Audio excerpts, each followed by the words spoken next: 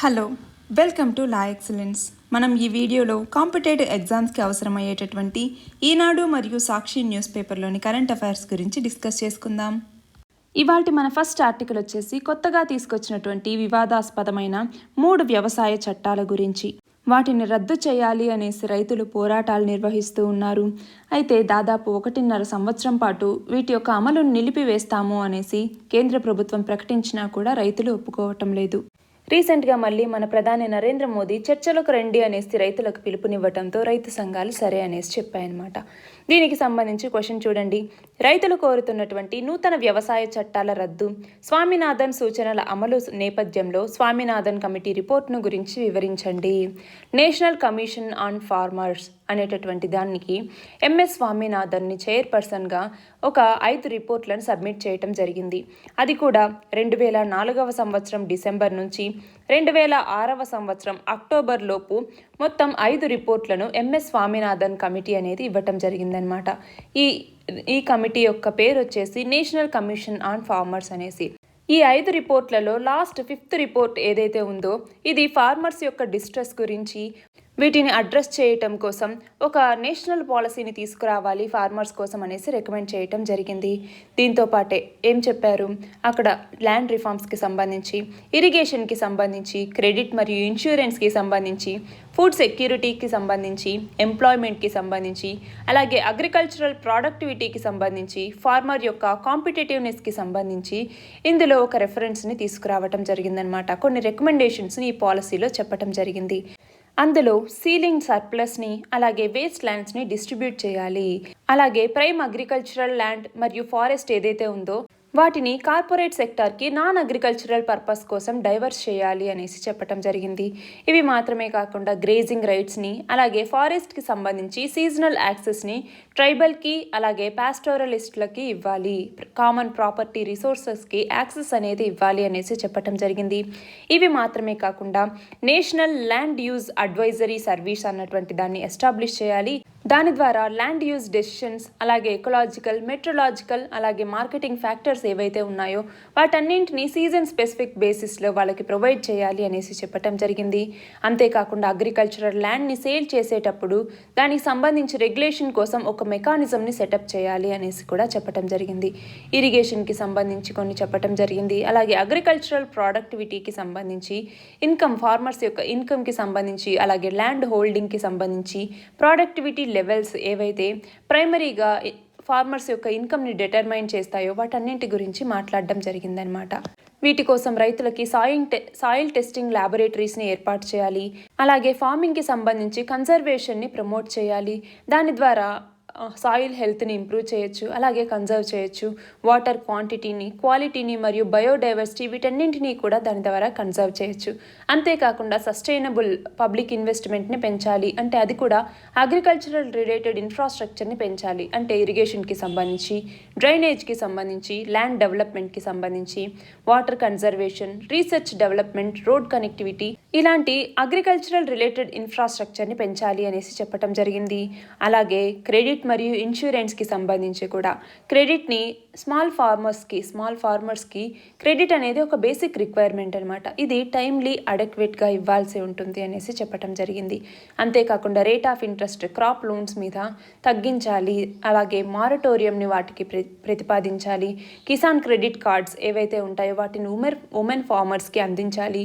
అలాగే agricultural risk fund అన్నటువంటి దాన్ని ఎస్టాబ్లిష్ చేసి దాని ద్వారా ఏదైనా న్యాచురల్ కలామిటీస్ వస్తే రిలీఫ్ అన్నది ఫార్మర్కి అందజేయాలి అనేసి చెప్పటం జరిగింది. అలాగే క్రాప్ ఇన్సూరెన్స్ కవర్ని ఎంటైర్ కంట్రీకి అన్ని క్రాప్స్కి కూడా ఎక్స్పాండ్ చేయాలి అనేసి చెప్పటం జరిగింది. అలాగే ఫినాన్షియల్ సర్వీసెస్ కానీ, ఇన్ఫ్రాస్ట్రక్చర్ కానీ, హ్యూమన్ డెవలప్మెంట్కి సంబంధించినటువంటి ఇన్వెస్ట్మెంట్స్ కానీ, అలాగే ఇన్స్టిట్యూషనల్ డెవలప్మెంట్ సర్వీసెస్ కానీ వీటన్నింటినీ కూడా ప్రమోట్ చేసి సస్టైనబుల్ లైవ్లీహుడ్ని పూర్కి అందించాలి అనేసి చెప్పటం జరిగింది. అంతేకాకుండా ఫుడ్ సెక్యూరిటీని ఎన్ష్యూర్ చేసేలాగా కూడా చేయాలి. ఒక యూనివర్సల్ పీడిఎస్ పబ్లిక్ డిస్ట్రిబ్యూషన్ సిస్టమ్ని ఇంప్లిమెంట్ చేయాలి.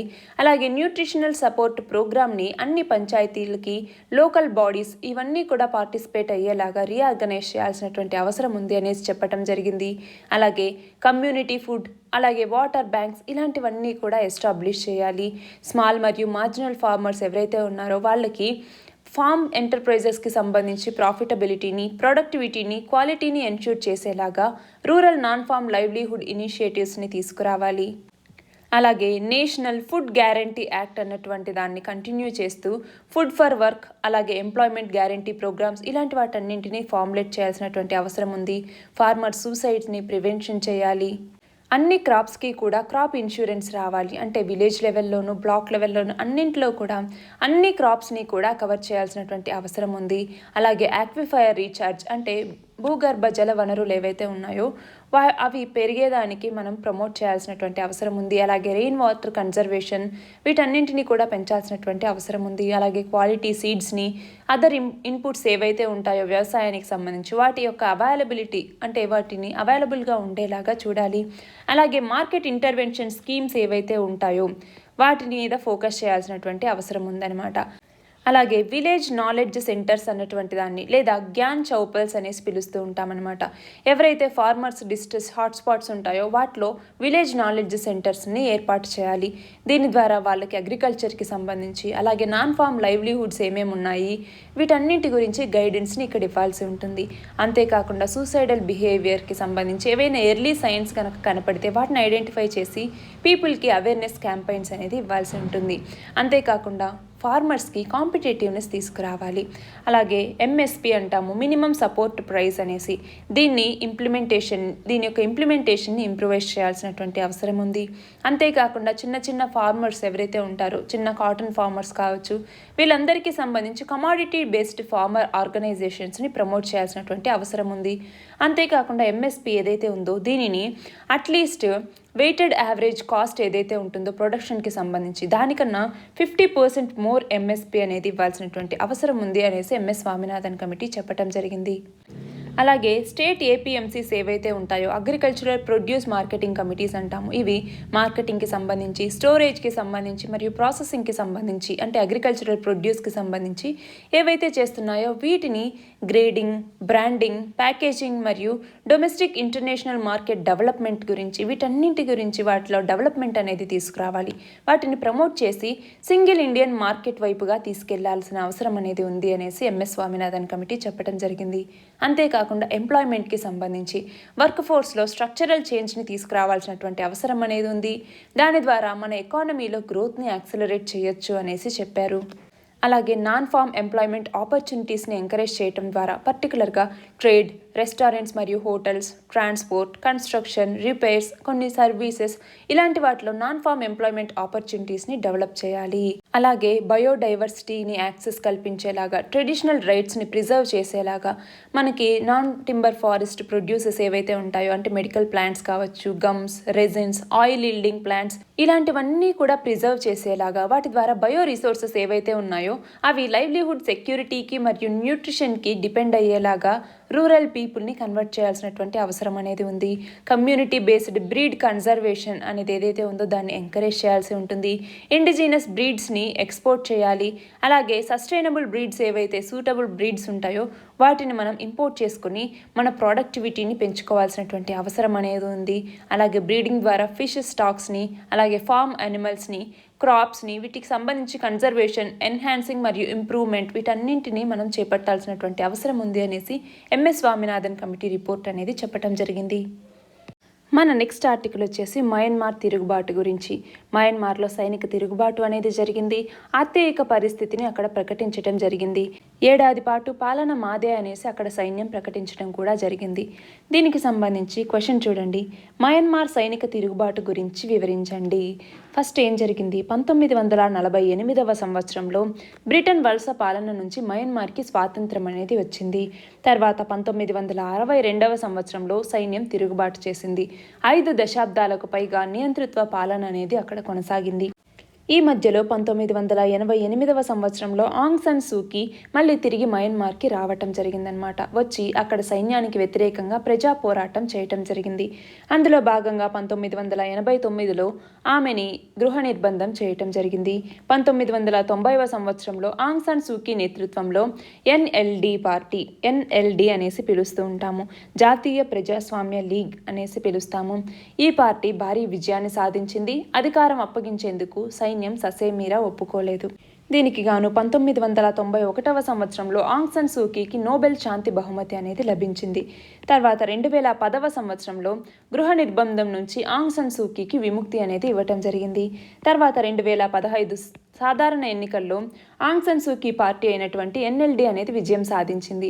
అయినా కూడా ఆమెకు అధ్యక్ష పదవి ఇచ్చేందుకు సైన్యం నిరాకరించింది. దాంతో స్టేట్ కౌన్సిలర్గా నేను ఉంటాను అనేసి ప్రభుత్వాన్ని నడిపేందుకు అనుమతి అనేది సైన్యం ఇచ్చింది.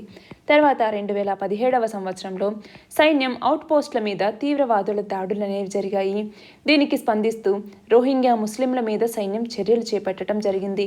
వేలాది మంది రోహింగ్యాలు బంగ్లాదేశ్లోకి ప్రవేశించారు. తర్వాత 2019వ సంవత్సరంలో రోహింగ్యాల విషయంలో సైన్యం ఎలాంటి తప్పు చేయలేదు అనేసి అంతర్జాతీయ కోర్టులో సూకీ సమర్థించడం జరిగిందనమాట. తర్వాత 2020లో మళ్ళీ ఎన్నికలు జరిగాయి. అప్పుడు భారీ మెజారిటీతో రెండవసారి ఎన్ఎల్డి అధికారంలోకి రావటం జరిగింది. 2021 జనవరిలో ఎన్నికల్లో అక్రమాలు జరిగాయి అనేసి సైన్యం మళ్ళీ తిరుగుబాటు చేపట్టి ఏడాది పాటు అధికారం మాదే అనేసి ప్రకటించటం జరిగిందనమాట. ఇలా 2010లో ప్రజాస్వామ్యం అక్కడ మొదలైతే మళ్ళీ 2021కి వచ్చేసరికి మళ్ళీ అక్కడ సైనిక తిరుగుబాటు అనేది జరిగింది. ఇటీవల 25% స్థానాల్ని సైన్యానికి కేటాయించాలి అనేటటువంటి రాజ్యాంగ నిబంధనని సవరించాలి అనేసి ఆంగ్ సన్ సూకీ ప్రచారం చేపట్టిందనమాట. దాని కారణంగానే ఈ సైన్యం తిరుగుబాటు జరిగిందా అనేసి కూడా ఒక ఆలోచన అనేది ఉంది. ఈ నేపథ్యంలో అసలు మన భారతదేశానికి సంబంధించి మన దగ్గర ముందే బలహీనమైనటువంటి సరిహద్దులు అనేవి ఉన్నాయి. అలాగే ఇరువైపులా సాయుధ బృందాలు ఉన్నటువంటి దృష్ట్యా భారతదేశం చాలా జాగ్రత్తగా వ్యవహరించాల్సినటువంటి అవసరం అనేది ఉంది. మన భారతదేశం కూడా ఈ సైనిక తిరుగుబాటును తీవ్రంగా వ్యతిరేకించడం జరిగిందనమాట. మన నెక్స్ట్ ఆర్టికల్ వచ్చేసి స్వామిత్వ పథకం గురించి. స్వామిత్వ పథకాన్ని 2020వ సంవత్సరంలో జాతీయ పంచాయతీరాజ్ దినోత్సవం అయినటువంటి ఏప్రిల్ 24వ తేదీన ఈ స్వామిత్వ అనేటటువంటి పథకాన్ని ప్రారంభించటం జరిగింది. గ్రామీణ ప్రాంతాల్లో సమగ్ర ఆస్తుల్ని తనిఖీ చేసి ధృవీకరించటం ఈ పథకం యొక్క ముఖ్య ఉద్దేశం అనమాట. మన దేశంలో ఉన్నటువంటి 6.62 లక్షల గ్రామాల్లో ఈ పథకం అనేది అమలు కానుంది. రాష్ట్రాల్లో ఉన్నటువంటి రెవెన్యూ, భూమి రికార్డుల విభాగాలు నోడల్ విభాగంగా వ్యవహరిస్తూ ఉంటాయి. అలాగే ఆ సంబంధిత రాష్ట్ర పంచాయతీరాజ్ శాఖ సహకారంతో ఈ పథకం అనేది అమలవుతుంది. సర్వే ఆఫ్ ఇండియా అనేసి పిలుస్తూ ఉంటాం. ఈ సర్వే ఆఫ్ ఇండియా అనేది సాంకేతిక భాగస్వామిగా దీనికి సేవలందిస్తుంది. డ్రోన్ల ద్వారా సర్వే చేసేటటువంటి సాంకేతికతతో గ్రామీణ ప్రాంతాల పరిధిలో ఉన్నటువంటి భూములకు హద్దుల్ని నిర్ణయించి డిజిటల్ పటాన్ని తయారు చేస్తూ ఉన్నారు. దాని తర్వాత గ్రామాల్లో నివసించేటటువంటి అలాగే గ్రామీణ ప్రాంతాల్లో ఇళ్లను కలిగి ఉన్నటువంటి కుటుంబ యజమానులకి ఆస్తి హక్కుల రికార్డులను అందించడం జరుగుతుంది. ఈసారి బడ్జెట్లో అంటే 2021-22 బడ్జెట్లో ఈ స్వామిత్వ పథకాన్ని దేశమంతటా అమలు చేస్తాము అనేసి బడ్జెట్ ప్రసంగంలో మన కేంద్ర ఆర్థిక మంత్రి చెప్పటం జరిగింది.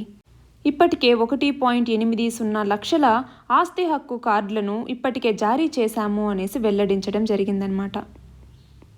ఆస్తి హక్కు కార్డులకు సంబంధించి 2020వ సంవత్సరం అక్టోబర్ 11వ తేదీన నానాజీ దేశ్ముఖ్ జయంతి సందర్భంగా మన ప్రధాని నరేంద్ర మోదీ ఈ ఆస్తి హక్కు కార్డుల పంపిణీ కార్యక్రమాన్ని ప్రారంభించడం జరిగింది.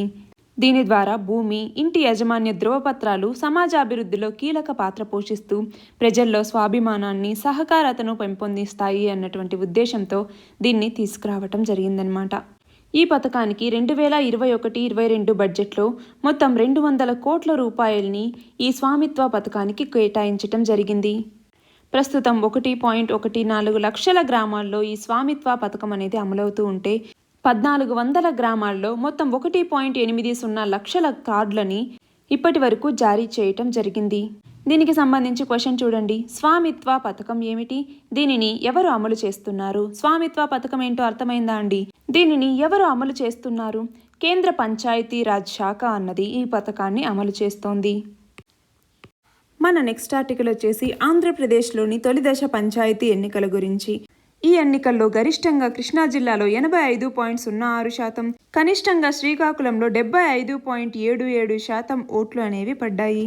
మొత్తం తొలి దశలో 2,723 సర్పంచ్ స్థానాలకి, అలాగే 20,157 వార్డు సభ్యుల స్థానాలకి మొదటి దశలో భాగంగా పోలింగ్ అనేది నిర్వహించడం జరిగింది. దీనికి సంబంధించి క్వశ్చన్ చూడండి. ఆంధ్రప్రదేశ్ పంచాయతీ ఎన్నికల్లో మొదటిసారిగా నోటాని ఏ సంవత్సరంలో ప్రవేశపెట్టారు? 2021లో జరిగినటువంటి ఈ ఎన్నికల్లో తొలిసారిగా పంచాయతీ ఎన్నికల్లో నోటాని ప్రవేశపెట్టడం జరిగింది. రీసెంట్గా ఈ ఎన్నికల సమయంలో నేను ఒక కొటేషన్ చదివానండి. ఏంటంటే నోటాకైనా ఓటేయండి కానీ నోటుకు ఓటేయద్దు అనేసి.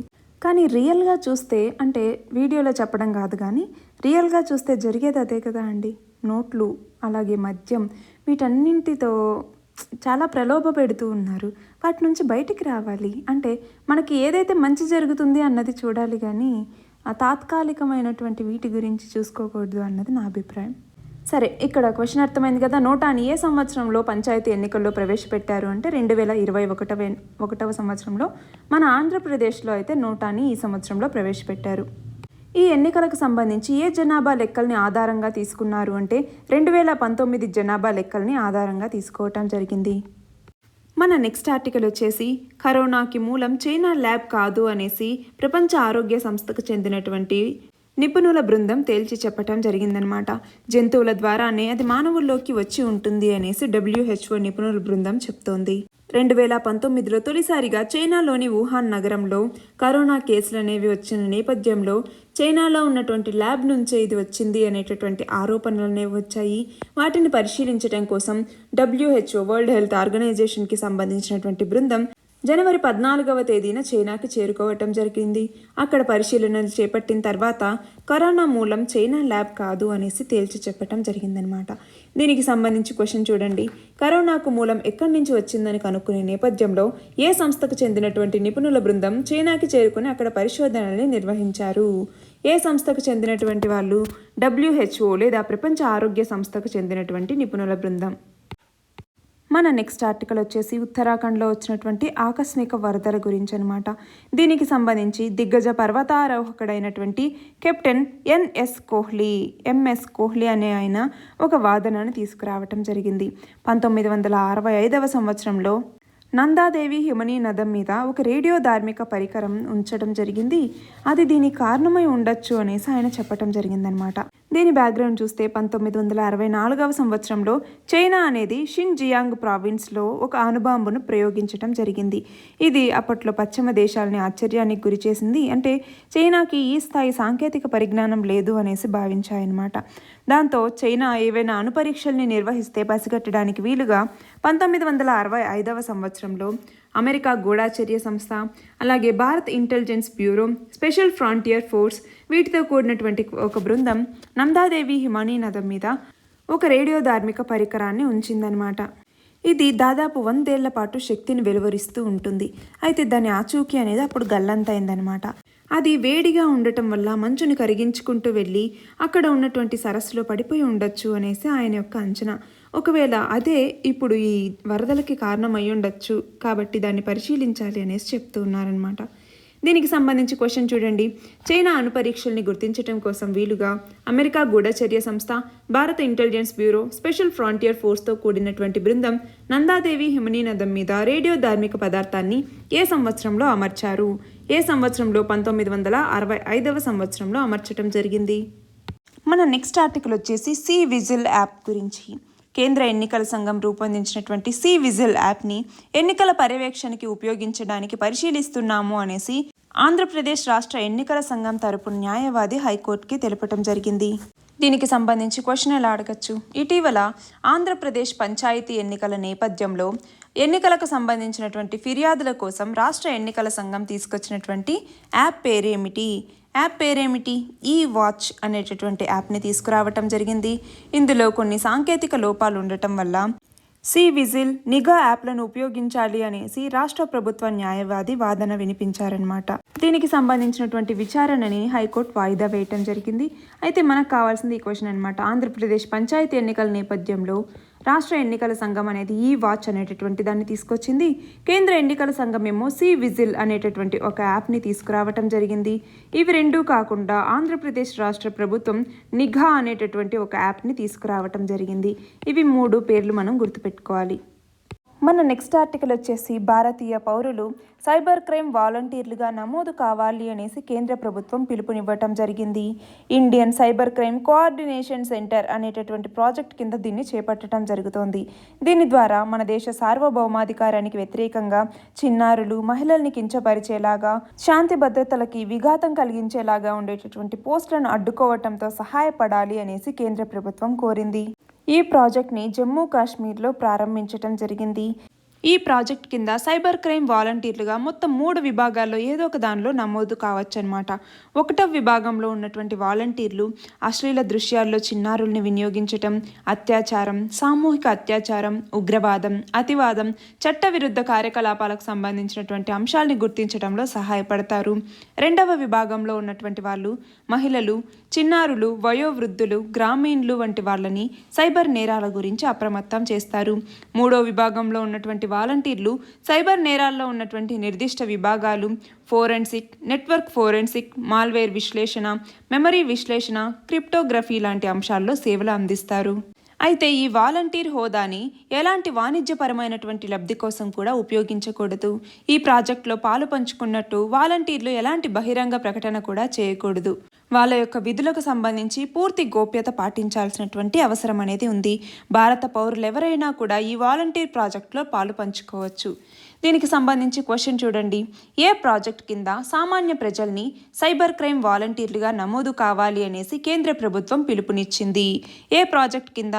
Indian cyber crime coordination centre I4C అనేటటువంటి ప్రాజెక్ట్ కింద. మన నెక్స్ట్ ఆర్టికల్ వచ్చేసి భారత్కి చెందినటువంటి ప్రఖ్యాత ఆధ్యాత్మికవేత్త అయినటువంటి శ్రీ రవిశంకర్. ఈయనకి అమెరికాలో ఉన్నటువంటి the north eastern university centre for spirituality, dialogue and service అనేటటువంటి సంస్థ ప్రపంచ పౌరసత్వ రాయబారి హోదాను అందించటం జరిగింది. శాంతికర్త, ఆధ్యాత్మిక గురువు, ప్రపంచ మత సామరస్య సారథిగా పనిచేస్తున్నటువంటి ఈయన సేవలకి గుర్తింపుగా ఈయనకి ప్రభుత్వ పౌరసత్వ రాయబారి హోదాను అందించటం జరిగింది. దీనికి సంబంధించి క్వశ్చన్ ఎలా అడగచ్చు? The north eastern university centre for spirituality, dialogue and service సంస్థ ప్రపంచ పౌరసత్వ రాయబారి హోదాను ఎవరికి కల్పించారు? శ్రీ రవిశంకర్. మన నెక్స్ట్ ఆర్టికల్ వచ్చేసి LICకి సంబంధించినటువంటి ఇనీషియల్ పబ్లిక్ ఆఫరింగ్ లేదా IPO అనేసి పిలుస్తూ ఉంటామన్నమాట. దీనికి సంబంధించి తొలి పబ్లిక్ ఇష్యూకి రాబోతున్నటువంటి LIC వీటి యొక్క IPO పరిమాణంలో దాదాపు 10% వరకు పాలసీదారులకే కేటాయిస్తాము అనేసి ఆర్థిక శాఖ సహాయ మంత్రి చెప్పటం జరిగిందనమాట. దీనికి సంబంధించి ఇక్కడ క్వశ్చన్ చూడండి. LIC తొలిసారిగా పబ్లిక్ ఇష్యూకి రానున్న సందర్భంగా IPO పరిమాణంలో ఎంత శాతాన్ని పాలసీదారులకు కేటాయించబోతున్నారు? ఎంత శాతాన్ని? 10%. ఇక్కడ IPO లేదా ఇనీషియల్ పబ్లిక్ ఆఫరింగ్ అనేసి అంటున్నాం. IPO అంటే ఏంటి? ఏదైనా ఒక కంపెనీ మొట్టమొదటిసారి తమ యొక్క షేర్లని ప్రజలకు అమ్మటాన్నే IPO లేదా ఇనీషియల్ పబ్లిక్ ఆఫరింగ్ అనేసి పిలుస్తూ ఉంటాము. సాధారణంగా ఏదైనా ఒక కంపెనీ మరింతగా విస్తరించాలి అనుకున్నా, లేదు అంటే తనకున్నటువంటి అప్పుల్ని తీర్చాలన్నా, లేదంటే ఇంకొక చోట కొత్త ప్లాంట్ని నిర్మించాలి అన్నా కూడా కొంత మూలధనం అనేది అవసరమవుతుంది. ఆ డబ్బుని ప్రజల నుంచి సేకరించడం కోసం ఆ కంపెనీ తమ యొక్క కంపెనీ షేర్లను ప్రజలకు అమ్ముతుంది. వీటిని ఇనీషియల్ పబ్లిక్ ఆఫరింగ్ అనేసి అంటామన్నమాట. అయితే షేర్లను అమ్మటానికి కంపెనీ అనేది ముందు SEBI, securities exchange board of India అనేసి పిలుస్తుంటాం. ఈ సెబీ దగ్గర పర్మిషన్ తీసుకోవాల్సినటువంటి అవసరం ఉంది. సెబీ నుంచి అనుమతి లభించిన తర్వాత కంపెనీకి IPO అనేది వస్తుంది. అలాగే కంపెనీ తన షేర్లని ఇన్వెస్టర్స్కి ఏ ధరకు అమ్మాలనుకుంటుంది, అసలు IPO ద్వారా ఎంత సొమ్ము సేకరించబోతోంది, ఎన్ని షేర్లను అమ్మాలనుకుంటుంది, ఏ సమయంలో IPOకి రాబోతుంది, ఇలాంటి వివరాలన్నీ కూడా ముందే విడుదల చేయటం జరుగుతుందన్నమాట. ఈ IPOలో సాధారణంగా షేర్లను కొన్నట్టు కాకుండా షేర్ల కోసం దరఖాస్తు చేసుకోవాల్సి ఉంటుంది. అయినా కూడా షేర్లు దక్కుతాయనేటటువంటి హామీ ఉండదన్నమాట. ఎందుకంటే కంపెనీ అమ్మాలనుకున్నటువంటి షేర్ల సంఖ్య కన్నా ఎక్కువ మంది షేర్ల కోసం దరఖాస్తు చేసుకుంటే వాళ్ళలో కొంతమందికి మాత్రమే ఆ షేర్లు దక్కుతాయి. కాబట్టి మిగిలినటువంటి షేర్లు అంటే షేర్లు కనుక లభించకపోతే తిరిగి వాళ్ళకి డబ్బు అనేది వెనక్కి వస్తుందన్నమాట. ఇది IPO గురించి. మన నెక్స్ట్ ఆర్టికల్ వచ్చేసి రాబోయే 20 సంవత్సరాల్లో ఇంధన గిరాకీ అన్నది భారతదేశంలో పెరిగినట్టుగా మరెక్కడా కూడా పెరగదు అనేసి ఇంటర్నేషనల్ ఎనర్జీ ఏజెన్సీ అనేది చెప్పటం జరిగింది. 2030 కల్లా ప్రపంచంలో 3వ అతిపెద్ద ఇంధన వినియోగదారుగా భారత్ నిలుస్తుంది అనేసి చెప్పటం జరిగిందనమాట. ప్రస్తుతం ఇంధన వినియోగంలో భారత్ అనేది 4వ స్థానంలో ఉంటే మొదటి స్థానంలో చైనా, 2వ స్థానంలో అమెరికా, 3వ స్థానంలో యూరోపియన్ యూనియన్ ఉన్నాయన్నమాట. 2030 నాటికి యూరోపియన్ యూనియన్ని దాటి భారతదేశం అనేది 3వ స్థానానికి వెళ్తుంది అనేసి ఈ ఇంటర్నేషనల్ ఎనర్జీ ఏజెన్సీ సంస్థ చెప్పటం జరిగింది. మన దేశ ఆర్థిక వ్యవస్థ, జనాభా, పట్టణీకరణ, పారిశ్రామికీకరణ, విస్తరణ వీటన్నింటి వల్ల ప్రపంచ సగటుకు 3 రెట్ల మేర భారత ఇంధన అవసరాలనేవి పెరుగుతాయి అనేసి ఇండియా ఎనర్జీ అవుట్లుక్ 2021లో ఈ ఇంటర్నేషనల్ ఎనర్జీ ఏజెన్సీ అనేది తెలిపిందనమాట. దీనికి సంబంధించి క్వశ్చన్ ఎలా అడగచ్చు? ఇంటర్నేషనల్ ఎనర్జీ ఏజెన్సీ అంచనాల ప్రకారం 2030 నాటికి ఇంధన వినియోగంలో భారతదేశ స్థానం ఎంత? ఎన్నవ స్థానానికి చేరుతుంది? 3వ స్థానానికి చేరుతుంది. మన నెక్స్ట్ ఆర్టికల్ వచ్చేసి తపాలా శాఖ డైరెక్ట్ మనీ ట్రాన్స్ఫర్ అనేటటువంటి పేరుతో తక్షణమే నగదును బదిలీ చేసేటటువంటి కొత్త సేవను అందుబాటులోకి తీసుకురాబోతోంది. తపాలా శాఖ తపాలా వినియోగదారులకు ఇతర బ్యాంకు ఖాతాలకు డబ్బు పంపడాన్ని IPPB India post payments bank ఖాతా ద్వారా అనుమతి అనేది ఇస్తోంది. ఈ ఐపీపీబీ ఖాతా లేని వాళ్ళు కూడా దేశవ్యాప్తంగా ఉన్నటువంటి బ్యాంకు ఖాతాలకి, తపాలా బ్యాంకు ఖాతాలకి నగదు బదిలీ చేసేటటువంటి వీలును కల్పిస్తూ తాజాగా నిర్ణయం తీసుకోవటం జరిగిందనమాట. దీనికి సంబంధించి క్వశ్చన్ చూడండి. ఇండియా పోస్ట్ పేమెంట్స్ బ్యాంక్ లేదా ఐపీపీబీ అనేసి పిలుస్తూ ఉంటాము. ఈ బ్యాంక్ని ఏ సంవత్సరంలో ఏర్పాటు చేశారు? 2018లో ఈ ఇండియా పోస్ట్ పేమెంట్స్ బ్యాంక్ అనేది ప్రారంభమైంది. 2018 సెప్టెంబర్ 1వ తేదీన దీన్ని స్థాపించటం జరిగింది. 2020 డిసెంబర్ నాటికి దాదాపు 4 కోట్ల మంది కస్టమర్స్ ఈ ఐపీపీబీ కింద అకౌంట్ ఓపెన్ చేసుకోవటం జరిగిందనమాట. మన నెక్స్ట్ ఆర్టికల్ వచ్చేసి ఇటీవల ఆంధ్రప్రదేశ్లో ఉన్నటువంటి వాలంటీర్లు వాళ్ళకి ఇచ్చేటటువంటి వేతనాన్ని పెంచాలి. ప్రస్తుతం 5,000 రూపాయలని ఇస్తూ ఉన్నారు. దానిని 12,000 రూపాయలకు పెంచాలి అనేసి ఇప్పుడు డిమాండ్ చేస్తున్నటువంటి నేపథ్యంలో ఆంధ్రప్రదేశ్ ముఖ్యమంత్రి 2.6 లక్షల మంది వాలంటీర్లకు లేఖ రాయటం జరిగింది. వాలంటీర్ అంటేనే స్వచ్ఛంద సేవ అనే అర్థము. సేవాభావంతో ప్రతిఫలాపేక్ష లేకుండా సేవల్ని అందించడమే ఈ వాలంటీర్ వ్యవస్థ యొక్క ముఖ్య ఉద్దేశం. అలాంటిది ఇలా చేయడం సరైనది కాదు అనేసి లేఖ రాయటం జరిగిందనమాట. దీనికి సంబంధించి క్వశ్చన్ చూడండి. ప్రస్తుతం ఆంధ్రప్రదేశ్లో వాలంటీర్లకు ఇచ్చేటటువంటి గౌరవ వేతనం ఎంత? 5,000 రూపాయలని ప్రస్తుతం అందిస్తూ ఉన్నారు. వాలంటీర్ వ్యవస్థను ఏ సంవత్సరంలో ఏర్పాటు చేయటం జరిగింది? ఆంధ్రప్రదేశ్ ముఖ్యమంత్రి 2019వ సంవత్సరం అక్టోబర్ 2వ తేదీన ఈ విలేజ్ వాలంటీర్ సిస్టమ్ అన్నటువంటి స్కీమ్ని అఫీషియల్గా లాంచ్ చేయటం జరిగిందనమాట. మన నెక్స్ట్ ఆర్టికల్ వచ్చేసి చౌక విద్యుత్ కొనుగోళ్లలో భారతదేశంలో ఆంధ్రప్రదేశ్ అనేది మొదటి స్థానంలో ఉంది. ఈ మధ్య విద్యుత్ సంస్కరణల్లో భాగంగా కేంద్ర ప్రభుత్వం రియల్ టైం మార్కెట్ విధానం అనేటటువంటి దాన్ని ఒకటి అందుబాటులోకి తీసుకురావటం జరిగింది.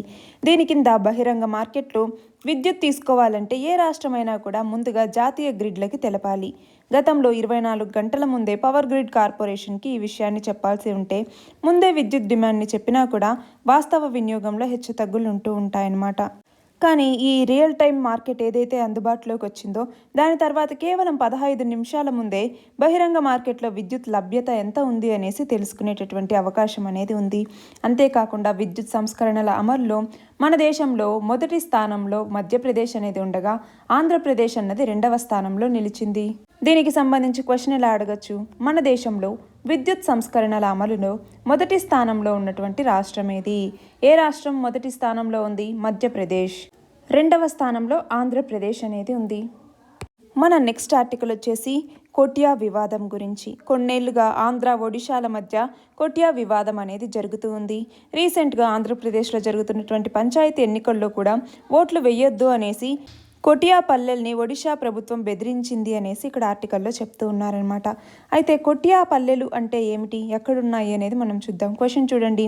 ఇటీవల ఆంధ్రప్రదేశ్ పంచాయతీ ఎన్నికల నేపథ్యంలో వార్తల్లో ఉన్నటువంటి కొటియా పల్లెలు ఏ జిల్లాలో ఉన్నాయి? విజయనగరం జిల్లా. విజయనగరం జిల్లా సాలూరు మండలంలో దాదాపు 23 గిరిశిఖర గ్రామాలు అనేవి ఉన్నాయన్నమాట. వీటిని కొటియా పల్లెలు అనేసి పిలుస్తూ ఉంటారు. ఈ కొటియాపల్లెల్లో అపారమైనటువంటి ఖనిజ సంపద అనేది ఉందన్నమాట. అక్కడి కొండల్లో మ్యాంగనీస్, ఇనుప ఖనిజం, రంగురాళ్ళు ఇలాంటి విలువైనటువంటి నిక్షేపాలు ఉన్నాయి. వీటిని దక్కించుకుంటే ఆ రాష్ట్రం ఆర్థికంగా ఉన్నత స్థాయికి చేరుకుంటుంది అనేసి అటు ఒడిశా, ఇటు మన ఆంధ్రప్రదేశ్ రెండింటికి మధ్య ఈ కొటియాపల్లెల మీద వివాదం అనేది ఉంది. ఈ ప్రాంతానికి సంబంధించినటువంటి వివాదాన్ని ప్రస్తుతం పార్లమెంట్ కమిటీ అనేది అధ్యయనం చేస్తూ ఉంది. అయితే ఈ గ్రామాల్లో సంక్షేమ ఫలాల్ని అటు ఒడిశా ప్రభుత్వం, ఇటు ఏపీ ప్రభుత్వం రెండూ కూడా అందిస్తోందన్నమాట. ఇప్పటికే ఆంధ్రప్రదేశ్ ఇక్కడ దాదాపు 180 కోట్లతో అభివృద్ధి సంక్షేమ పనుల్ని చేపడుతోంది. నిన్నటి క్వశ్చన్ వచ్చేసి మన దేశంలో విద్యుత్ సంస్కరణల అమలులో ఆంధ్రప్రదేశ్ ఎన్నవ స్థానంలో ఉంది? ఎన్నవ స్థానంలో ఉంది? 2వ స్థానంలో ఉంది. ఇవాల్టి క్వశ్చన్ వచ్చేసి ఆఫ్ఘనిస్తాన్లోని లాలందర్ లేదా షాటుట్ ఆనకట్ట నిర్మాణం కోసం ఆఫ్ఘనిస్తాన్ ఏ దేశంతో అవగాహన ఒప్పందాన్ని కుదుర్చుకుంది? దీని ఆన్సర్ కమెంట్ సెక్షన్లో ఇవ్వండి. కరెక్ట్ ఆన్సర్ ఏంటి అన్నది రేపటి వీడియోలో చూద్దాం. All the best and thank you very much.